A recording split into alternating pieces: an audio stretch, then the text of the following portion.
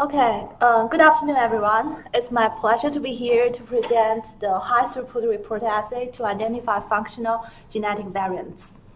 And thank you, Yunlong, for introduction. So first, let's have a review of our previous DNAseq lectures. So we have 6 lectures already. We talked about the basic concepts. We talked about mapping, alignments, the software wells. We talked about variance identification from the DNAseq data. And then Dr. Dongbin Lai talked about the statistic strategies applied in the NGS data analysis. And we also talk about structural variance and variance prioritization and clinical sequencing. Now here comes the question, why we are interested in DNAseq. 15 years ago, we finished the human genome projects, so we already know most part of the human genome, our genetic codes. Why we still keep doing the DNAseq?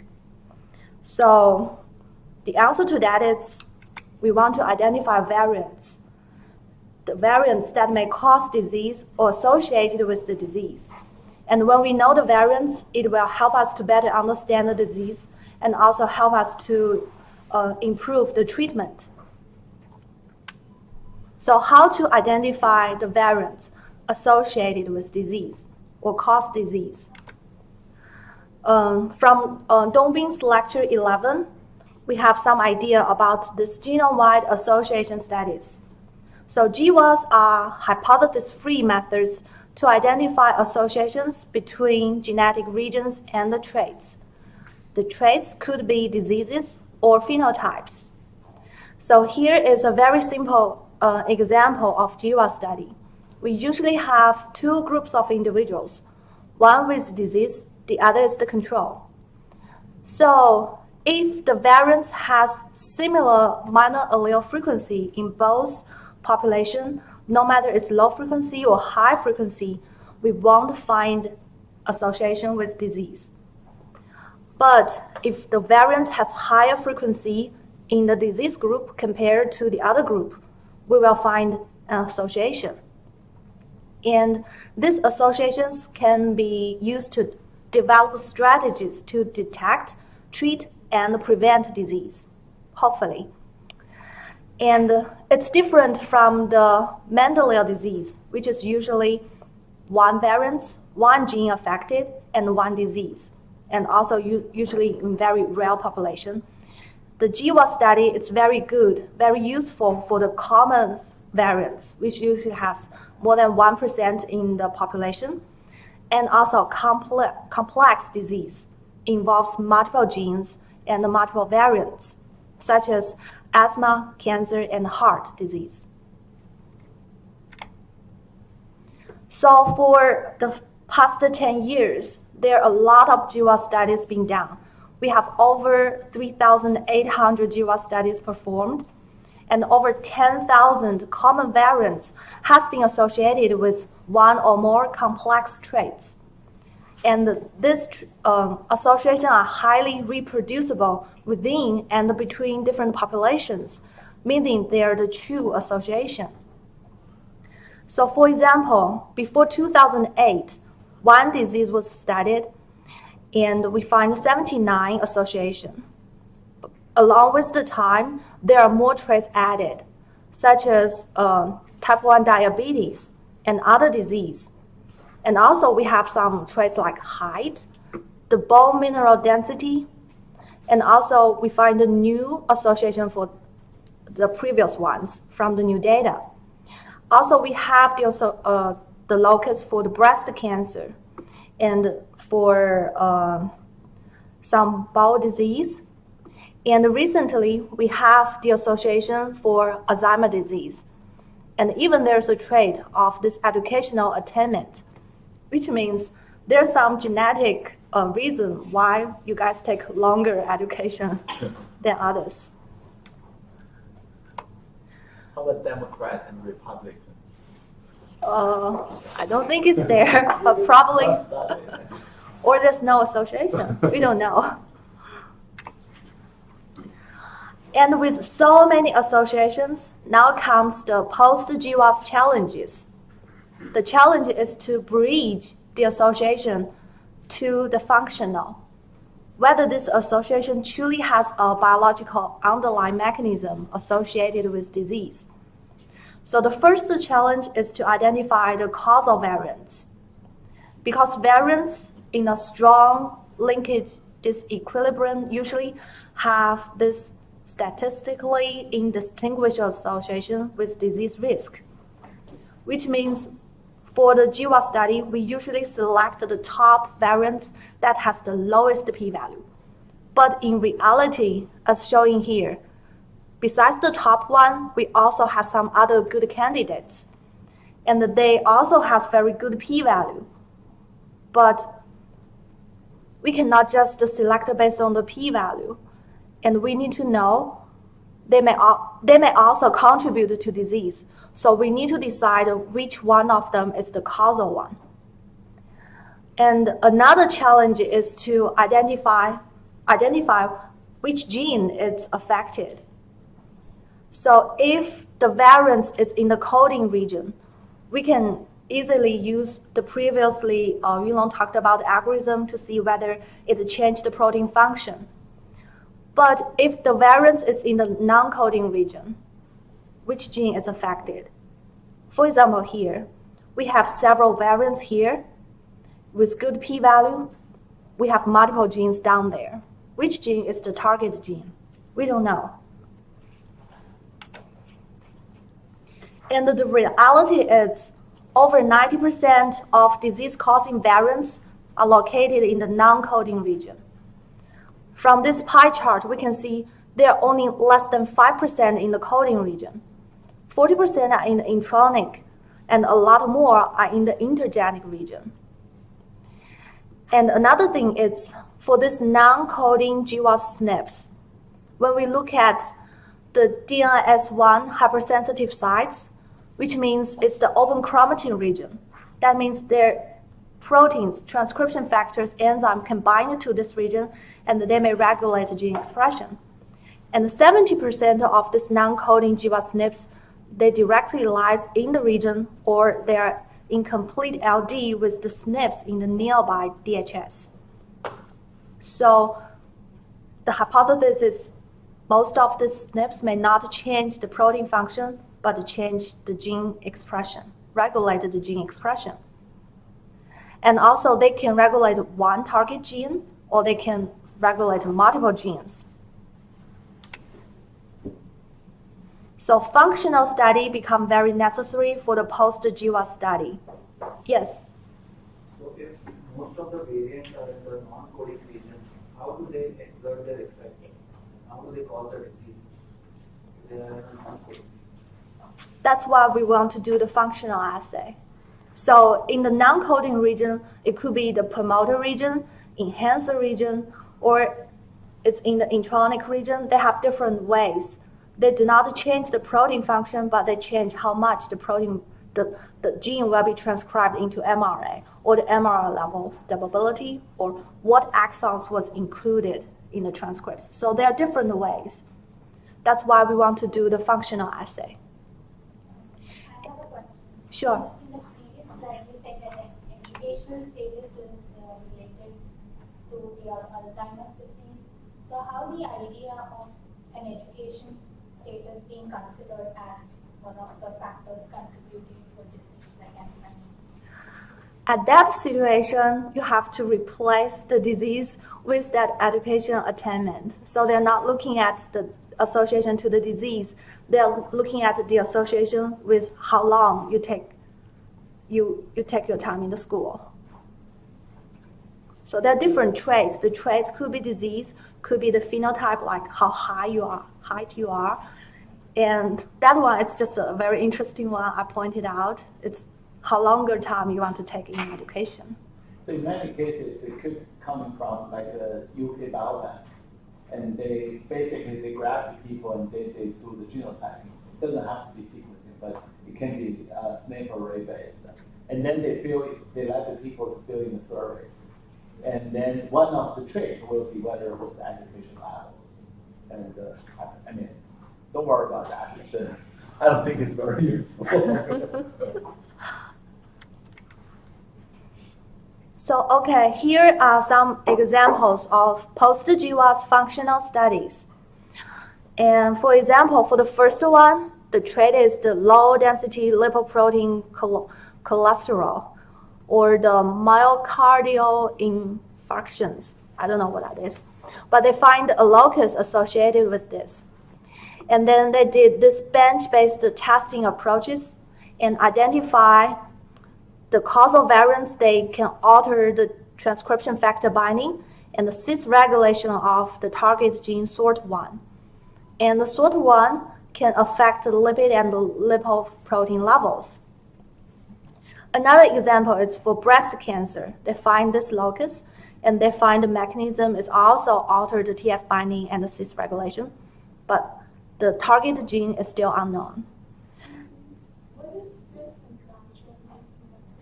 Sorry, I cannot hear you.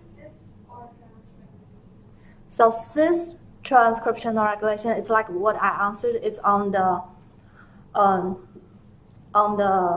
DNA level that you can regulate the gene expression.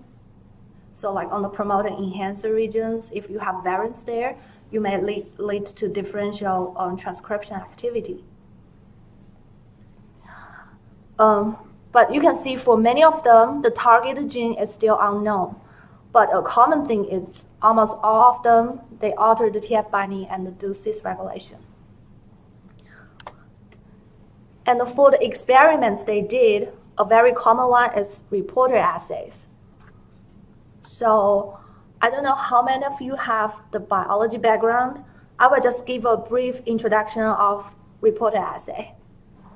So reporter assay usually involves a vector containing a reporter gene that is not expressed in the host cells. And this gene could be luciferase or a fluorescence protein. And when you have your potential regulatory sequence you want to test, you can insert that sequence into the vector. Depends on what vectors you are using. You can insert into the promoter region or insert into the enhancer region or in the 3' UTR or the intronic region. And then the plasmids will transfect into your testing cells. And the reporter gene's expression will reflect the regulatory activity. So you can either directly read the luminance amount. If there's a lot of luminance, means you have a lot of reporter gene expressed. Or you can directly check the gene expression level. I will just use this luciferase reporter assay for 3' UTR as an example. So we have the gene of interest, and we want to test whether the 3' UTR of this gene was regulated by microRNA. We can just amplify the 3' UTR region, insert it to the 3' UTR region of the reporter gene. Here is a luciferase. After we construct the plasmids, we put them into the cells, let the cells transcribe the DNA into RNA. So if there's no microRNA binding, we will see a lot of expression of the reporter gene. But if there is a microRNA target site, the microRNA binding to it, it will recruit this risk complex, which will inhibit the translation of the mRNA or directly induce degradation of mRNA. So then we will see very less expression of the reporter gene. We can directly check the level of the reporter gene to see whether this 3' UTR was regulated by certain microRNA. And here is an example of how the post-GWAS functional study used the reporter assay. In this study, they find 6 variants that's located in the intergenic region or in the 3' UTR. And for this region, they find that there are 2 haplotypes, the major one and a minor one. So they can insert the whole region into the 3' UTR of this luciferase reporter gene. And you can see for the major haplotype, there is low expression of the reporter gene. But for the minor one, it has really high expression level. And also they reversed the sequence, and they got similar results. The major haplotype has low expression, the minor one has higher expression. Then they did point mutation for each of the variants. So there are 6 variants here, so they construct the 6 different plasmids with the mutation. And they used the major and the minor haplotype alleles as a reference. And they mutate the nucleotide on the minor alleles to the major corresponding the major one. So for 5 of them, they have similar expression level to the minor haplotype. But one of the variants, when we reverse it back to the major version, the expression level was significantly decreased. Meaning this variant is the causal variant that contribute to this expression regulation. I see. So for the panel B here, they reversed it. So they also reversed the part they put in? Yeah. So in that case, why does the pattern look like this? So if there is a microRNA site within that middle bar, and if you reverse the directions, and the RNA sequence will be completely different, right? They do the reversion. It's because of these 2 genes. They are in 2 directions.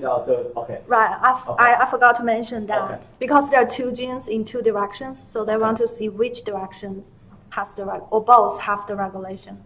Right. So this activity. Demonstrate that both have the I forgot the detail, but Okay. that's Okay. the variance. Yeah, okay, so this is a very special case, right? Right, Normally you right. don't have to reverse it. Right. If the gene they are in the same direction, you don't need Okay. to. Yeah. Because it's in between the 2 genes. They want to check which Yeah. one, which direction. It's like tail to tail. Right, right.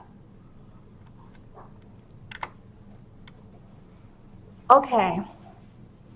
So, although the functional study is so important, we can look at for over 3,800 GWAS studies, we only have less than 100 functional studies being done.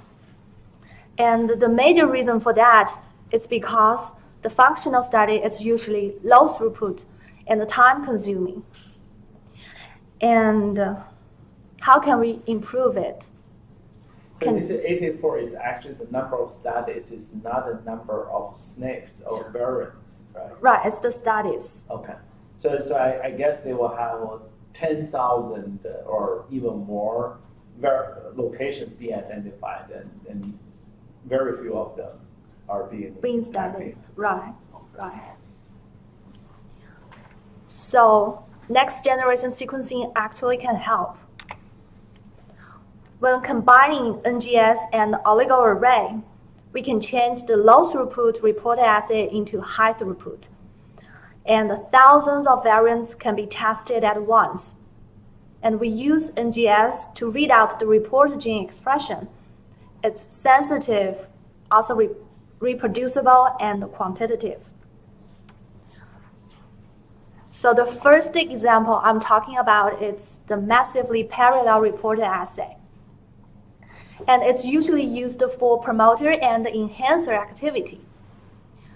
In this assay, the regulatory sequences called CRE, cis regulatory elements, we are interested, they are barcoded by a barcode sequence, which will be cloned downstream of the reporter gene. So this barcode will actually be transcribed into MR. And then when we put a pool of these plasmids into the cells, the barcode will be transcribed into RNA, and we will do RNA-seq to get the quantity of the RNA. Meanwhile, we will also sequence the plasmid pool as the input control. So we will have the DNA level of each barcode. Then the expression level of the RNA will be normalized by the DNA level to represent the transcriptional activity.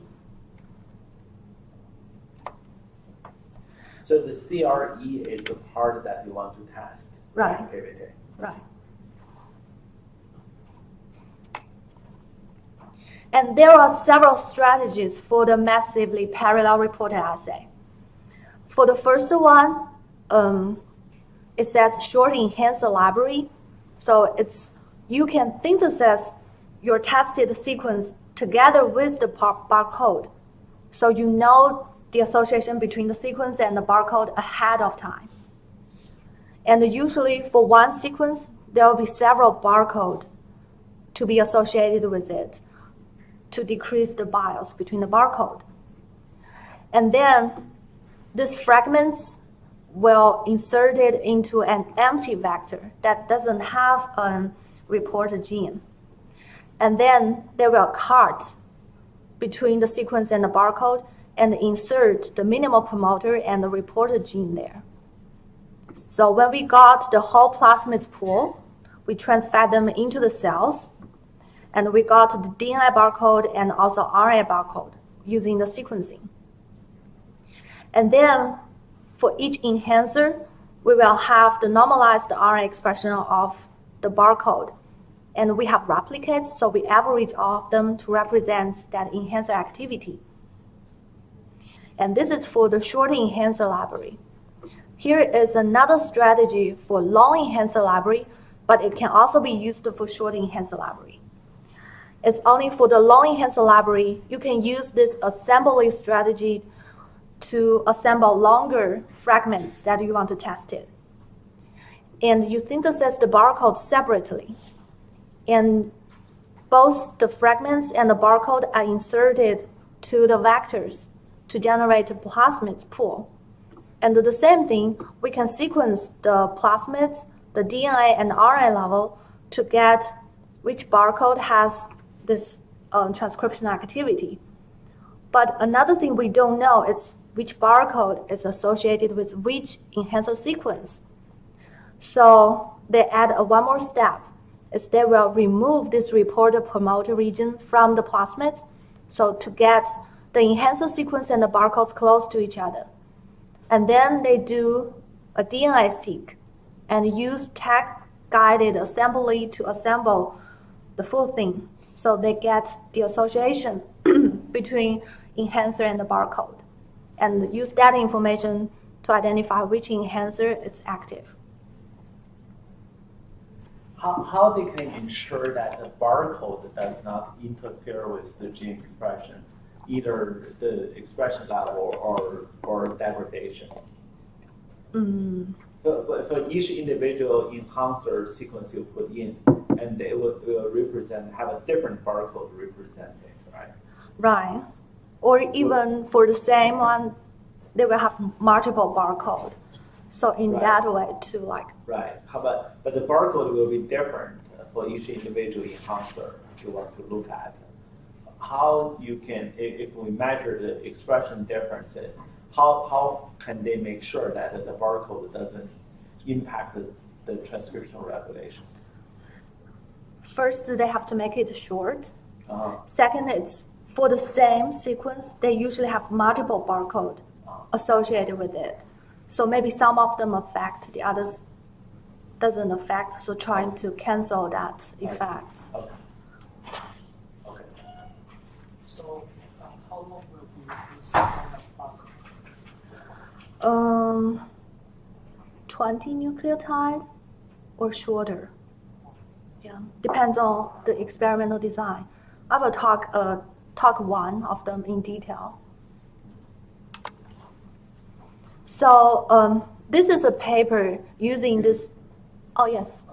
In the previous one, the short enhancer library, how did you add the RNA and how did you barcode the RNA? So it's when this whole thing transcribed, the barcode is included in your transcripts in the mRNA. So when it's transcribed, you mean when it's transcribed, even the RNA will be barcoded, right? Right. And when you do the RNA-seq, you will got a quantity of that barcode.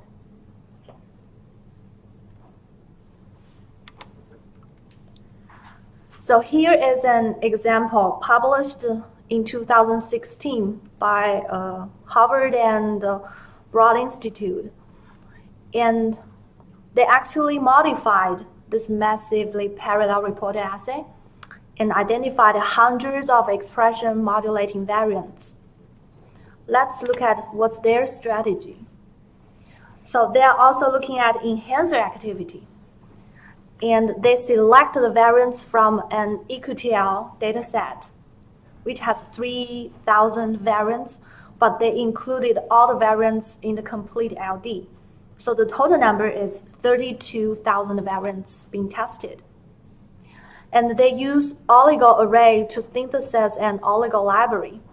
And there are total 79,000 oligos synthesized. That's because for each variant, you will have 2 oligos. One is the reference, the other one is alternative. And also some of them, they have multiple variants in the same allele, and they also try to include some neighboring variants. So the total number is 79,000 oligos. And after synthesis, they use emulsion PCR to add a barcode to the oligos. And in this emulsion PCR, each oligo will have, on average, 1,000 tags attached to it. And then they assemble the plasmids. They put these oligos into an empty vector and do the sequencing to get the enhancer and the tag associations. And then they add the reporter gene GPF and transfect the plasmid pool into the cells. And then doing DNA sequencing for the plasmids and the RNA-seq for the transcripts to get the barcode expression level. So let's look at their results. So for the technical performance, their experiment is very reproducible. So they compared the biological replicates, and there is a strong positive correlation between the counts. And also they look at the mRNA level versus the input plasmid level. And there's definitely higher RNA level than the DNA. And that's because this experimental design is designed to study the enhanced activity. So it's sensitive to detect increased expression level. And also they selected 28 Snips, and for each one they did a luciferase assay and detected the reporter gene expression level. And they find a positive correlation between the massive parallel reporter assays results and the luciferase results. And also they want to check whether more barcode will help for per individual oligos. So they did some downsampling. So you will see there are only maximum 100 barcode per oligo here. And they checked the coefficient of variance between the replicates. And the more barcode you have per oligo, the less variance you have, which means the method will have higher sensitivity to detect a smaller difference. And then they look at the oligos that has regulatory activity. And as shown in the plot here, this just shows the level of the tags in the plasmids versus this is the log-fold change between the RNA and the plasmids. So for majority of the oligos, there's they have similar level of RNA and the DNA. But for this blue group, it has much higher RNA level, and they call this the active sequences. And in total, there are over 3,000 sequences has this activity that represents 12% of the whole library. And there are a little bit of them shows downregulation, but 95 of them shows enhanced expression. And they actually did 2 massively parallel reporter assay. The first one is with the 79,000 oligos, and they also did a smaller one later on, using the top oligos from the previous experiments. And the results are pretty consistent.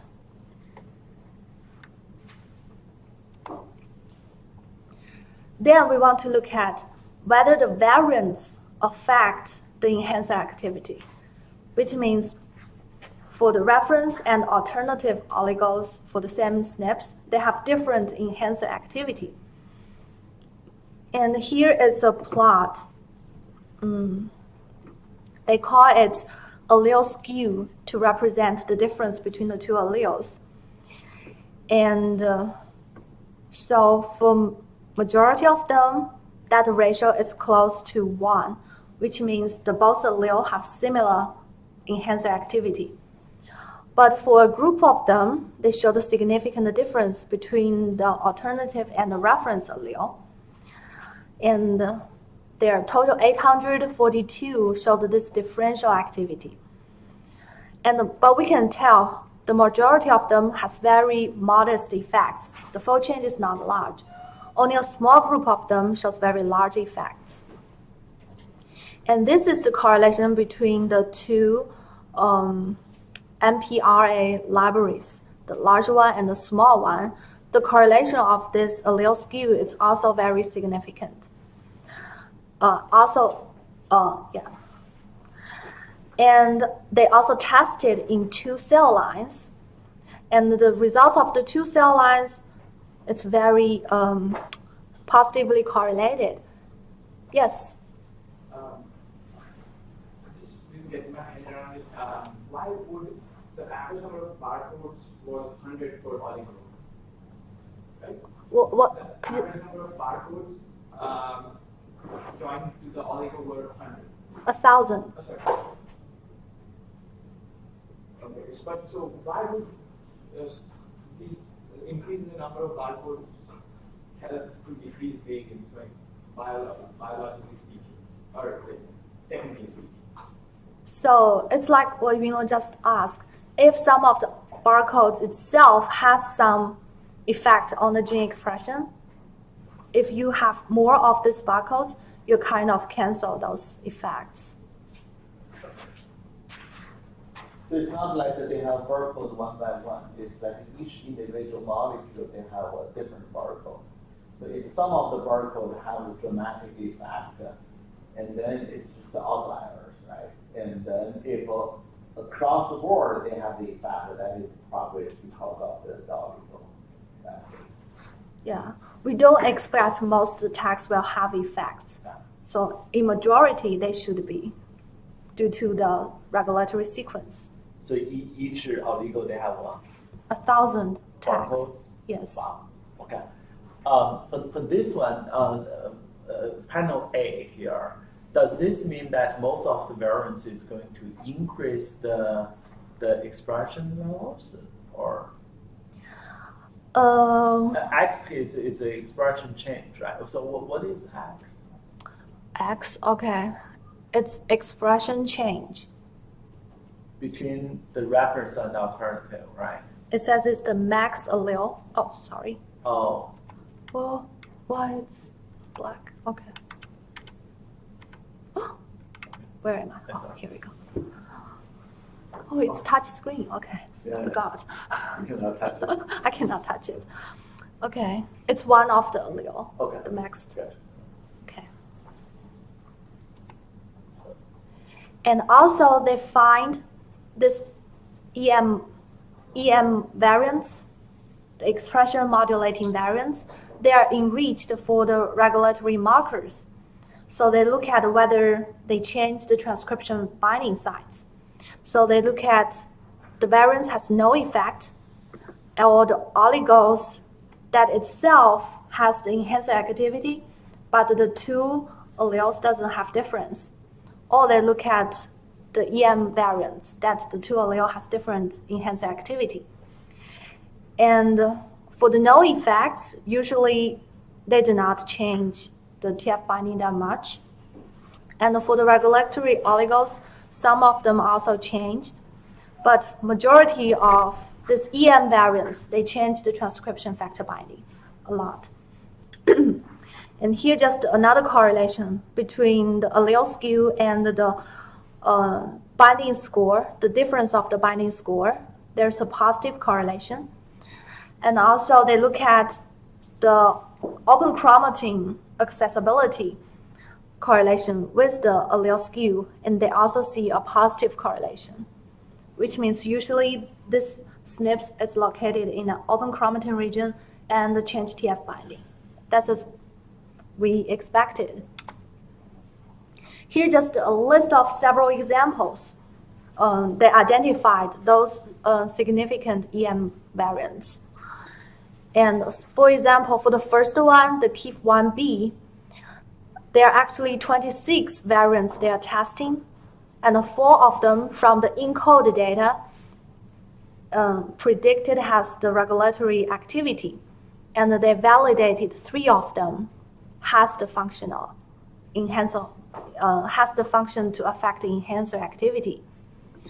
And this just to show the 2 of them, and they are not the lead GWAS SNP, but they're in the LD, the complete LD region. And then they focus on 1 genes and 1 variant to do further functional validation. The target gene is the PTG-ER4.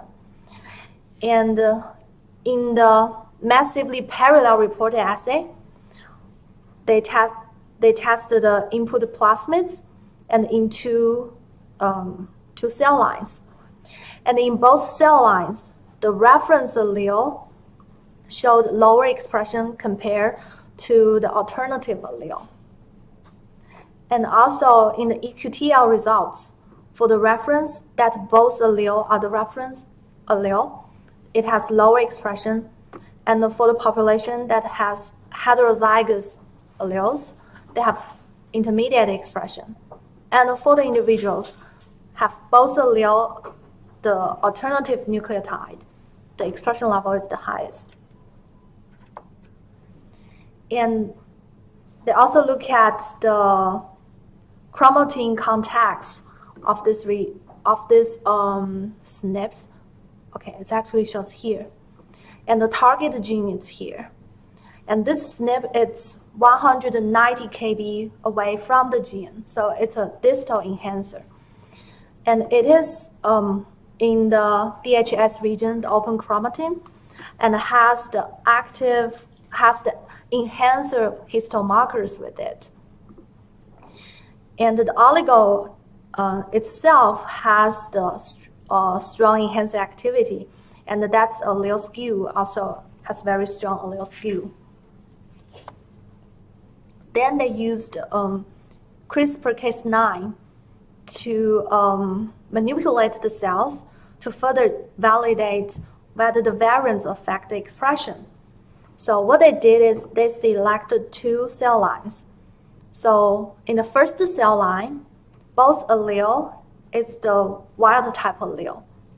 So they use CRISPR-Cas9 to change the both allele into alternative allele. And the expression level of this target gene increased a lot. On the other cell lines, both allele are the alternative allele. They changed them into the reference allele, and the target gene's expression was significantly decreased, indicating this is the causal variant for that differential gene expression. So in summary, for the massively parallel reporter assay, it is highly multiplicity. So it can handle thousands of SNPs. And it's quantitative. It has highly correlated with the individual luciferase assay. It is very sensitive because we can apply the NGS strategies. We can include a lot of tags. And also, it's reproducible. But there are some caveats. The first is the length limitation of the oligosynthesis. So for oligosynthesis, we cannot synthesize very long oligos. Of course, you can use oligo assembling to get longer oligos, but still there are limits there. Another thing is the barcode. It relies on the barcode to reflect your enhancer activity. So later on, people developed StarSeq. StarSeq is called self-transcribing active regulatory region sequencing. And this method, they can directly and quantitatively access enhancer activity for millions of candidates from arbitrary source of DNA.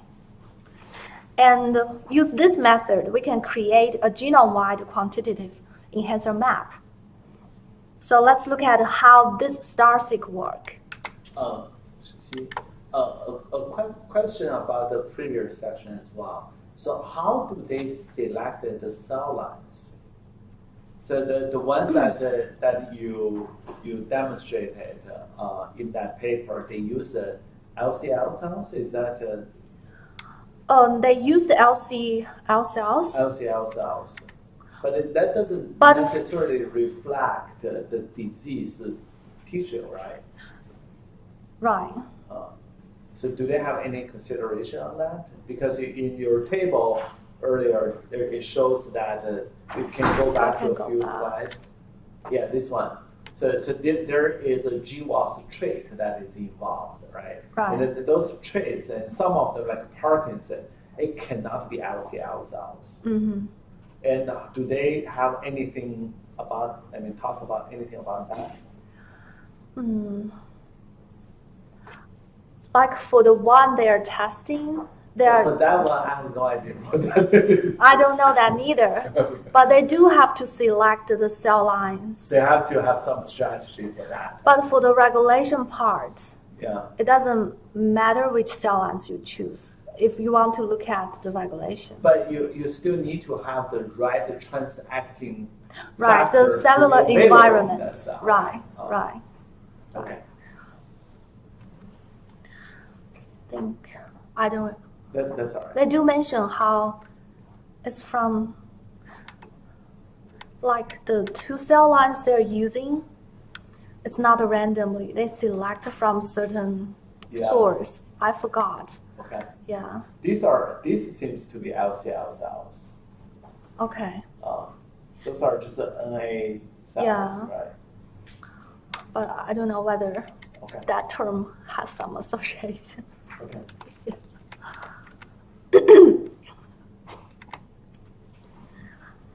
Okay, let's go back to the StarSeq, which doesn't need barcode. And the principles they hold they consider enhancer function is independent of where they're located. So the enhancer can be upstream of a gene, maybe in the intronic region of a gene, or downstream of the gene. And so they make use of that, and they generate this vector to put the enhancer in the 3' UTR region of the gene. So if that sequence have the enhancer activity, it will enhance the reporter gene expression, and together the enhancer itself will be transcribed. That's why they call it its self-transcribed activity. So in the StarSeq readout, we will also have the input, and we have the RNA-seq for the mRNA level. And we will look at the enrichment in RNA-seq compared to the input sequencing results. And the enrichment region will be the one as the enhanced activity activated.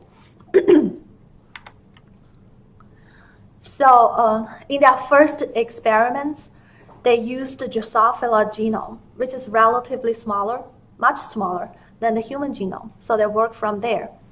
They randomly fragmented the genomic DNA into around 600 base pair long.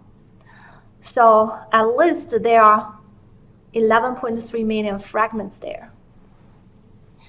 And they will link some linkers to the end of the fragments and insert that into the 3' UTR of the reported assay, and do transfection and get RNA transcription, isolate the poly-RNA, and reverse transcribe transcribe only the reporter-specific mRNA into cDNA.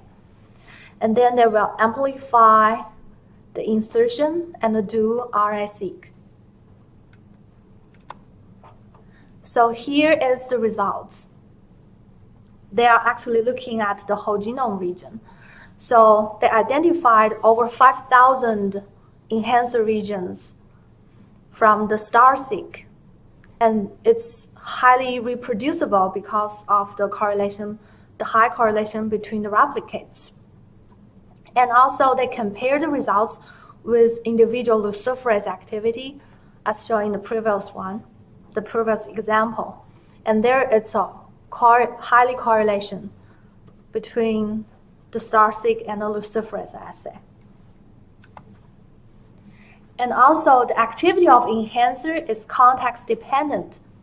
So they focus on the stronger enhancers, which they say have over 3-fold change between the RNA and the DNA level. And for those strong enhancer regions, majority of them also is in the open chromatin region and has the enhancer histone marker. But for a small part of them, they are not in the open chromatin region, and the marker is weak. And when they look at the gene expression level of these enhancers, actually the enhancer in the open chromatin has the highest gene expression compared to the other two. So which means even you have the enhancer sequence, you still need to be in the open chromatin to get activated. And also this enhancer activity is cell type specific. They tested in 2 cell lines. For one cell line, it has higher SRP gene expression, and they find the 2 enhancer region. But on the other cell lines, which has low SRP expression, this 2 region doesn't have enhancer activity anymore. But another 3 region become enhancers and maybe regulate another gene. Okay, so the initial star-seq is for Drosophila. How about, can we apply this star-seq to mammalia genomes, which is much larger and more complicated? And there are some challenges. The first is you need to make representative libraries. And also, because the genome is so large, it will require high sequencing depths. And there are solutions to reduce this complexity, such as you can focus on the targeted regions through this bacterial artificial chromosomes. Or we can do DNA fragment enrichment and focus on the region of interest, such as the open chromatin region, or with TF binding sites, or the predicted enhancer, or the regions that has risk-associated Snips. That's the one the GWAS study wants to look at. Okay.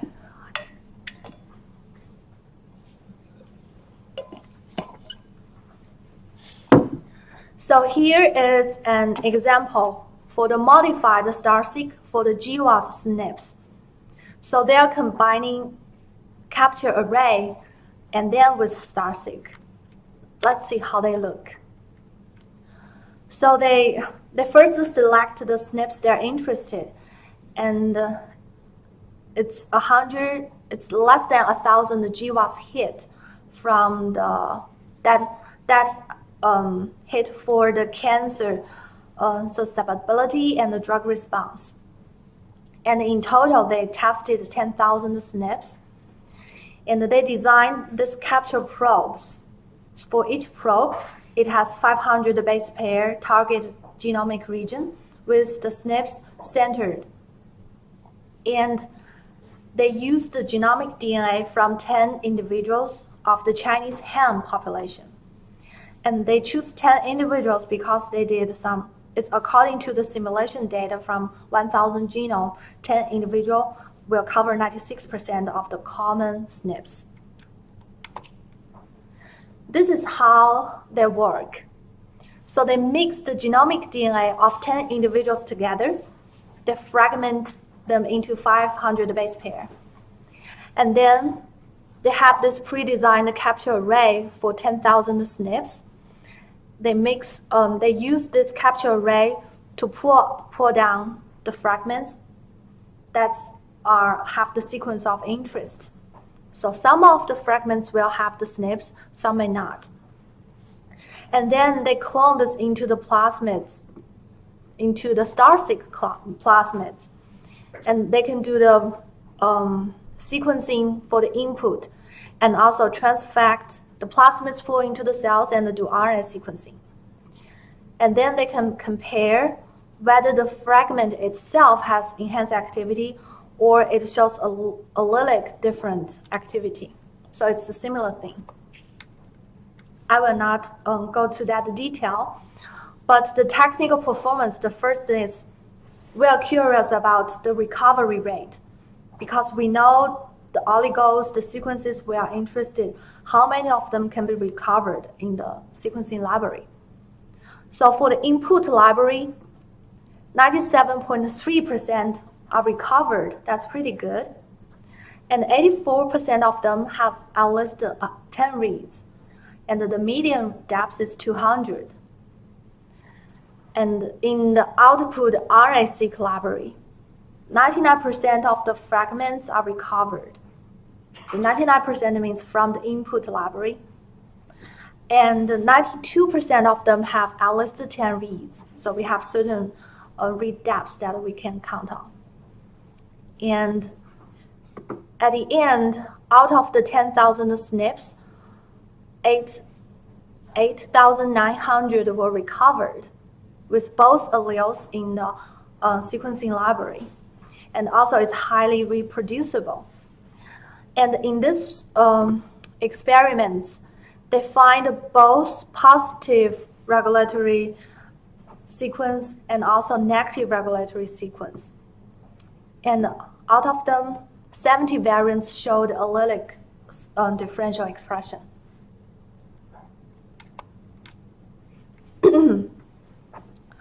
And there are different strategies to decrease the complexity and also the function, focus on the function we're interested. So here is a paper published early this year, and they develop a high throughput pipeline. So they use Snips-seq together with star-seq to identify functional variants. So Snips-seq, the name is very simple. It's just single nucleotide polymorphisms sequencing. And this seq, they are screening hundreds to thousands of SNPs for whether they have allelic differential protein binding.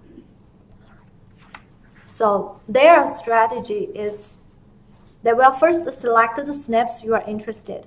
They also synthesize the oligos. And then they mix the oligos with nuclear extract, which will have all those transcription factors. And they'll mix them together, so some of the oligos will be bound by the protein. Then they use a protein column to purify those oligos that only has the transcription factor binding. So for those doesn't have, we'll go through. And then they will collect these oligos, adding adapters and put them to sequence. They will also sequence the original oligo pool so that we can compare which SNPs have showed this allelic specific TF binding. So some of the SNP may break the TF binding site, so you won't see the TF binding or create TF binding. So their overall study design is to first select the SNPs based on GWAS data together with ChIP-seq and EQTL information. So those will be the highly potential functional SNPs. And then they design oligos and synthesize the oligos. It doesn't have to be long. And then they do the protein binding and DNA-seq to identify the SNPs that affect the TF binding. And then they will focus on those SNPs and put them into the star-seq to test their enhancer activity.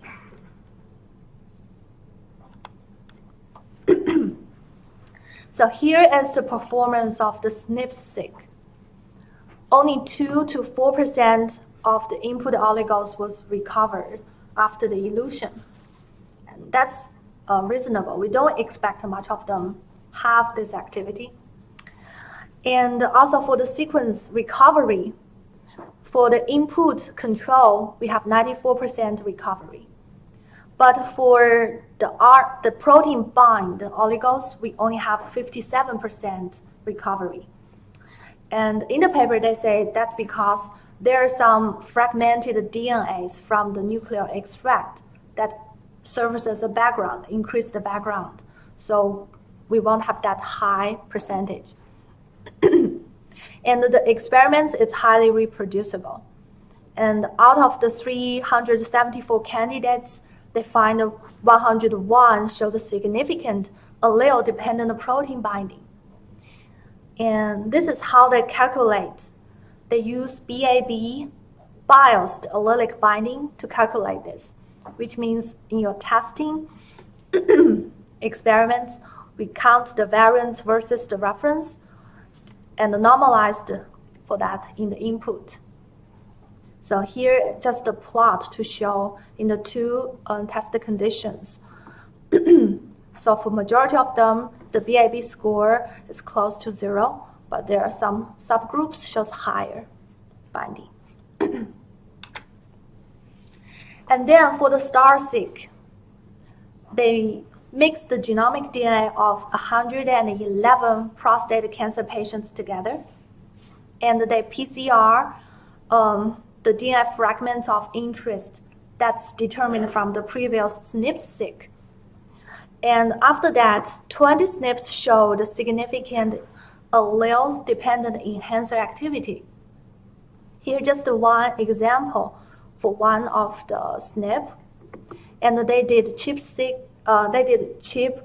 allele-specific real-time PCR, and under both experimental conditions, that's the two alleles, G and A, show the differential binding to FOXA1.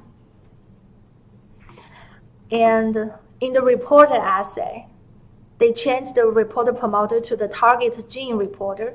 And under two conditions, you can see the reference allele has much higher expression level compared to the alternative allele. And this is also a CRISPR experiment. So in the parental, it's a heterozygous alleles. And when they reverse the alternative allele to the reference allele, the expression level increased, indicating that is a functional SNP.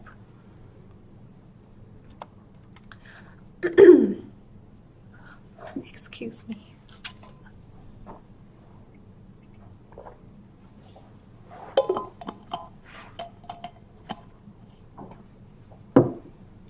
So now we have talked about how people apply star-seq for the GWAS study. And the major modulation is to enrich certain oligos of interest or SNPs of interest at the beginning. And here is another strategy to identify functional SNPs. The name is similar. It's SNP-seq instead of Snips-seq. And this method is also published early this year. And they are using a type 2S enzyme restriction to identify the SNPs that has TF binding. And after that, they will use this flanking restriction enhanced pull down to identify which proteins, which transcription factor actually bind to the target SNP. So this SNP-seq strategy, they are using the type 2S restriction enzyme. This enzyme, when they bind to their binding sites, they will cut the DNA in a sequence-independent manner. So it could be any sequence, but it will cut at a certain position on one side of the binding site. So if you put the SNP on the cutting site, it will cut it.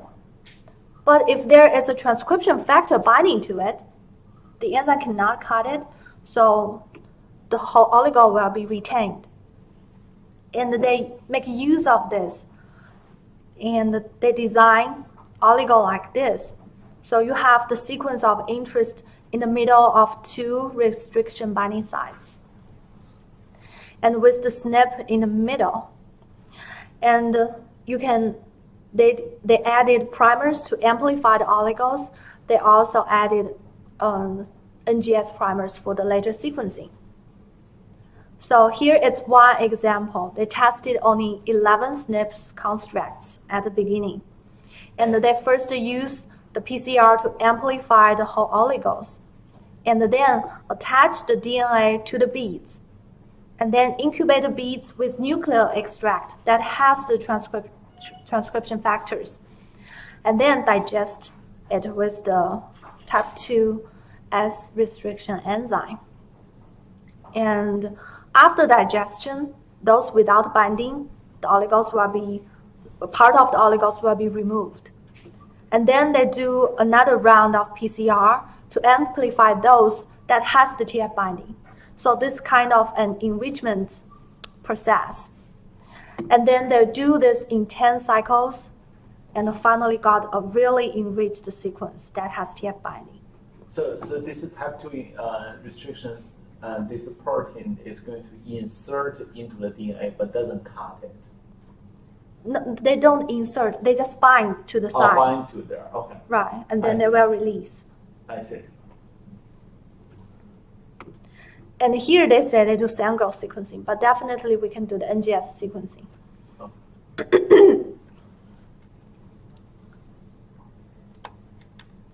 And after they determine which SNPs has the TF binding activity, they do this flanking restriction enhanced pull down. This procedure is trying to identify which is the transcription factor that bind to your interest SNP.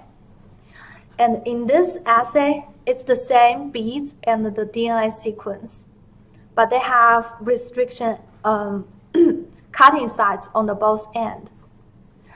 And first they will mix. So this is just for your interest SNP. It's not a pool of oligos. And you mix with the nuclear extract. So there will be the major transcription binding and also some background. So they will first cut the 3' end to remove those background. And then they will cut on the 5' end to remove the beads and unspecific binding. Then they will focus on only this oligo region. And then remove the oligos and using mass spectrometry to determine which protein was associated with it. Okay. Now we will change topic.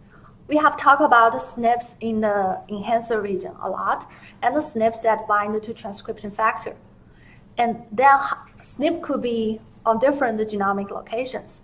How about the SNPs on the 3' UTR, where it's usually the microRNA regulation sites or other RNA binding protein regulation sites? So this is a paper published by Winlong's lab and in collaborating with Dr. Todd Starr. So we developed the passport-seq for the SNPs in the 3' UTR. And the strategy is very similar to STAR-seq. We will insert the oligos into the 3' UTR of the reporter gene. But the difference is in the STAR-seq, we have just a minimal promoter, so the reporter gene only has a minimal expression, the basal level expression. And if your inserted sequence has enhanced activity, you will see a strong expression increase. And for the passport-seq, it's the opposite. So the reporter gene will be highly expressed because there is an enhancer in the vector. But if there is a microRNA target sites, the expression level will decrease. So it's like selection based on the downregulation. So this is the strategy. So it's very similar. We use oligo array to synthesize the oligos of interest. And we also have two adapter sequence that used to insert the oligos into the 3' UTR of the reporter assay. We generate plasmid pool, transfect into the cells, and sequence both the input DNA plasmids and the RNA transcripts. And here is the results published in the Passport-Seq. So they test over 100 Snips and find 33 of them do showed different allele expression level, which means it has the microRNA or other things that regulating the expression. And in the 4 cell lines, some of the Snips are shared in all the 4 cell lines. They were regulated, but there are also some cell line specific. That's probably due to different cell lines may have different microRNA profiling. And I also apply these methods to a GWAS study of alcoholism. So in that study, we select the Snips that may regulate allele-specific expression associated with alcoholism. And then I tested the 3' UTR Snips in this Passport-Seq using 2 neuronal cell lines. We find a pretty good overlapping between the results in the 2 cell lines. And here I just want to show how the results looks like. So this plot shows the ratio between alternative allele versus the total number of the reads. So for the input, usually it should be around 50% because we're expecting similar amount of reference and alternative oligos. And in liver cell lines, we see no difference, although there are a little bit upregulation, but it's not significant. But in the 2 neuronal cell lines, there are much higher alternative allele expression compared to the input, indicating the change from the reference to the alternative may break the microRNA target sites. So the microRNA cannot target again, so we got increased expression. And this is another example. It's in the opposite. The alternative allele has lower expression, which means it may create a microRNA target site that the microRNA will decrease its expression level. Then how about Snips in the intronic region? So some of them may also function as an enhancer, but we are also interested in splicing. So splicing will determine which exon will included in the final transcript and affect the final protein function. And for this Snips, Winlong lab and also together with Dr. Todd Scarf's lab, we developed a bioinformatics pipeline to predict how the SNP will affect exon splicing, and also developed reporter assay to validate the results. So here it's the performance of those bioinformatics for the bioinformatics pipeline called RegSeq. And we compare it with two other tools. And we look at the SNPs on the splicing sites or off the splicing sites. So for both types of SNPs, the RegSeq performance outperforms than the other two. And we are using the DeepSNP data sets. And we also test this in another independent data set from ClinVar. And the results are similar. So our methods can predict, has much higher predictive accuracy. Yes, accuracy. And here it's the reporter assay we developed. We call it Assay-seq. It's assay for splicing activity using exon traps, plasmids and together with sequencing. Because this involves splicing, the vector is more complicated. So in the vector, it will have promoter, have the 5' UTR, have exon, and poly A. And the sequence of interest will be inserted in between. And this sequence will include both a text exon and a text intron. And the Snips will be located in the intronic region or at the splicing sites. So we also need to have a barcode here. That's because if this Snips if this Snips leads to unspliced gene products, we can easily identify the Snips in the sequencing reads because it's in the products. But if the whole intronic region was spliced out, we won't be able to tell which SNP it is there. So we need to have a barcode associated with the SNP to tell us. And here is an example results. We tested one SNP, which have the reference allele with A and alternative allele with G. And it's 57 nucleotide away from the axon. And using reg SNP, the probability that it increase splice decrease splicing, I don't know which one, but we can tell from the following results. It's 0.60, it's close to 0.7 with 10% FDR, less than 10% FDR. And when we look at the results, we tested 5 replicates in 2 cell lines. And with the reference allele, we have 2 bars. This blue bar represents the reads that shows splicing.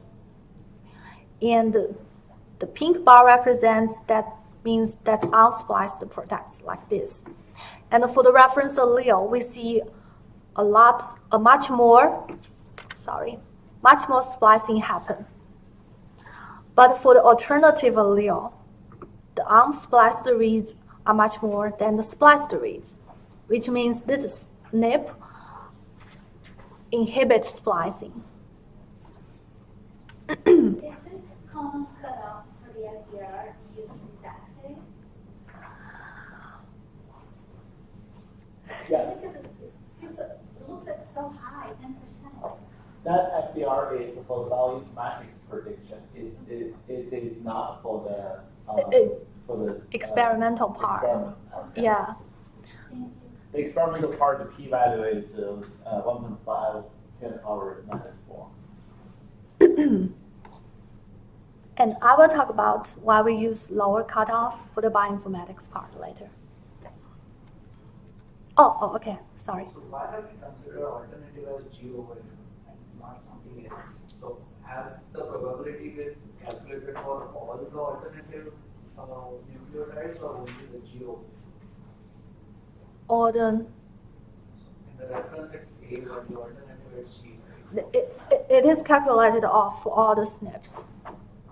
That's how we calculate. For this particular location, there is only 2 options, A or G. Oh, right. Oh, okay. That's so close. Okay, so we're almost done. In summary, we talked about post-GWAS challenge today. It's to how to bridge the gap between association and function. And also, we talked about NGS can help solve this challenge through change the low throughput report assay into high throughput. And we talked about several examples. We talked about massively parallel report assay, STAR-seq, and 2 applications of STAR-seq in GWAS study.